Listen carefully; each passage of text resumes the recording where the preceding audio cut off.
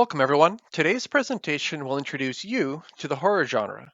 What is and isn't considered a horror genre title, and what should be conveyed through the writing to the reader. And afterwards, we will look at some highly reviewed and recommended titles for 2020 to help you get started. The list will include a wide range of horror titles for adults and young adult readers. Before we start, be aware horror can be scary or play against your fears and at times be gratuitous and gory. If you're hesitant, like me sometimes, ask a friend or family member for spooky suggestions with their own reviews to get you started. As a reminder, right now we're having our Fall into Reading program from August 25th to November 30th. Picking up a few horror genre titles might help you reach your reading goals.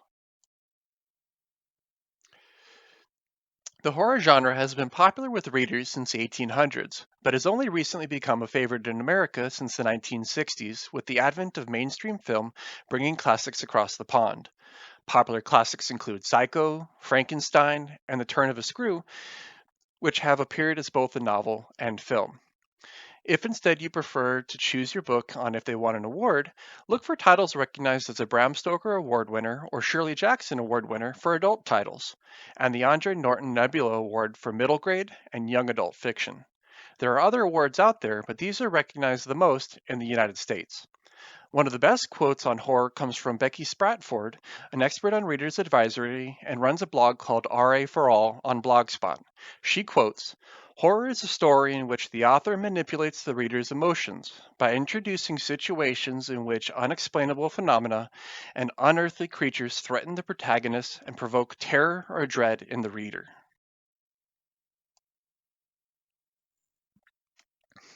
So, what isn't horror? When looking for horror titles, remember, horror is not about the content of the story. It's all about the emotion and fear generated. Horror is speculative fiction. This is a broad category of fiction that encompasses genre with elements that do not exist in recorded history or observed phenomena of the current universe, in which the focus, in some cases, the monster or scary thing, becomes the object of fear and dread. This means horror can be used alongside a variety of other fiction genre to elicit fear in order to terrify the reader.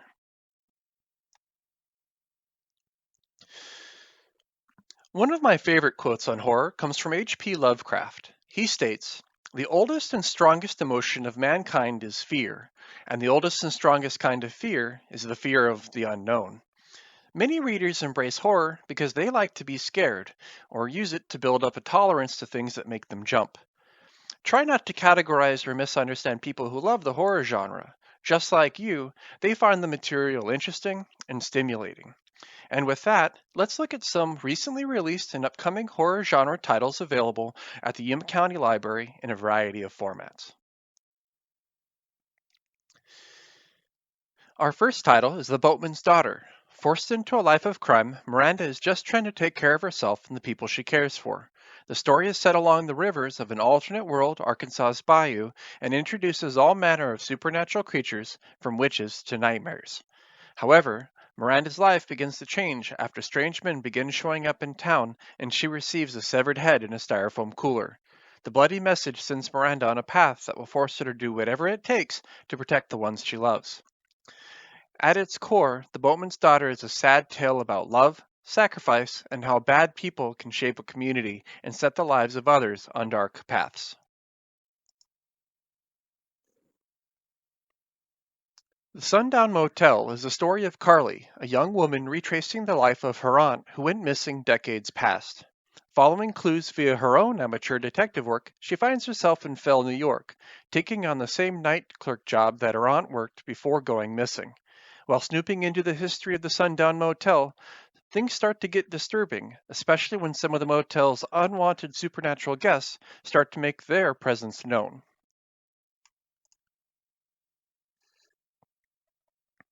In the Southern Book Club's Guide to Slaying Vampires, Patricia Campbell's life has never felt smaller. With a husband that works too much, teenage kids doing their own thing, and having to care for a senile mother-in-law, the only thing keeping Patricia sane is her book club. One evening, after attending book club, an elderly neighbor viciously attacks Patricia on her way home, bringing James Harris into her life. Well-traveled and well-read, he makes Patricia feel things she hasn't felt in years. However, when children go missing, Patricia has reason to believe that James has something to do with it. Little by little, James tries to situate himself in Patricia's life, but she won't surrender without a fight. Mexican Gothic is an alternate world historical fiction horror. After receiving a distressing letter from her often overly dramatic cousin, Noemi travels to High Place, a remote mansion out in the 1950s Mexican countryside, determined to help. Tough and smart, but more situated to her socialite status than as an amateur sleuth, Noemi has to confront her cousin's new family and the High Place, which seems to hold many secrets and a dark past.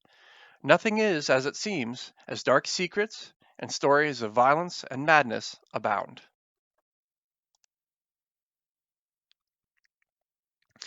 Following the family's harrowing tale of escape from horrifying creatures that cause madness and homicidal violence from people that see them, Mallory is a continuation of the story of a mother and her children living in hiding, blindfolded to the world. The story carries on as their short peace is once again shattered after a blind woman begins to go insane when one of the creatures touches her.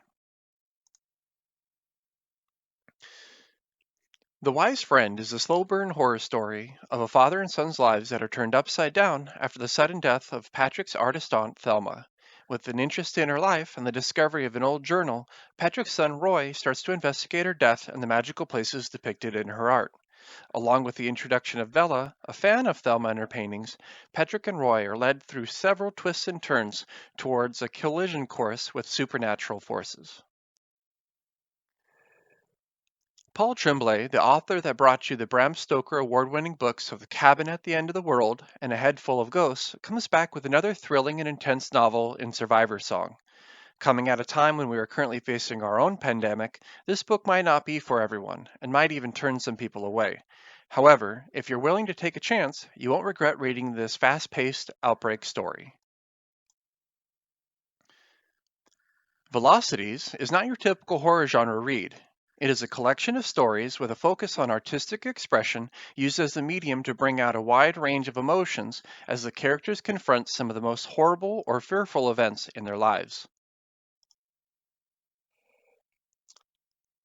Devolution has a lot going for it in this thrilling story of hidden violence, rage, and its implications. The story chronicles events before the eruption of Mount Rainier and the ruins left in its wake. Following the discovery of journals written by local resident Kate Holland, Max Brooks' scientific journey will lead the reader to learn the truth and horror that claim the town of Greenloop. Evidence of blood and gore and signs of pointing to a legendary creature make this story come to life.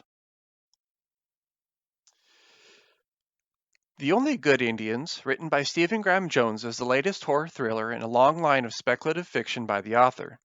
A prolific author of literary styling and mixing of speculative genre, Jones takes his approach to man's selfish actions and their consequences to a whole new level in the supernatural hunt in which predator becomes prey. Jones' background as a Blackfoot Native American and works based off other Native American Renaissance writers gives his stories a unique cultural feeling that helps lead the reader, but his writing style may not be for everyone. If you enjoy a slower paced, atmospheric horror with a supernatural feel, The Chill by Scott Carson might be the book for you. The story revolves around the submerged town of Galesburg and the surfacing ghosts that haunt it in search for revenge.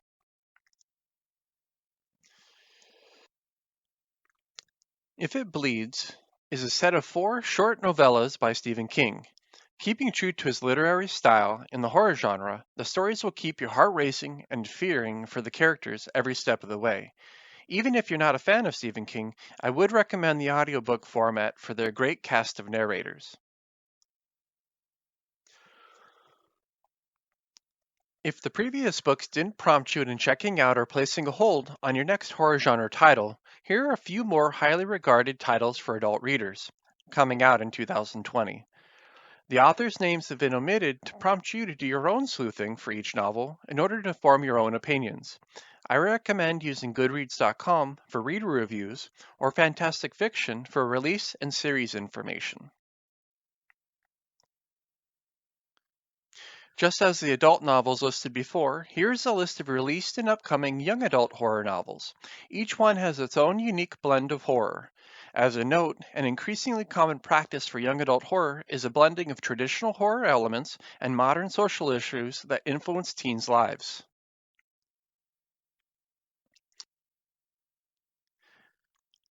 Thank you for joining me for this short presentation, and remember to participate into our Fall into Reading program. Program details and how to sign up are available at umalibrary.org.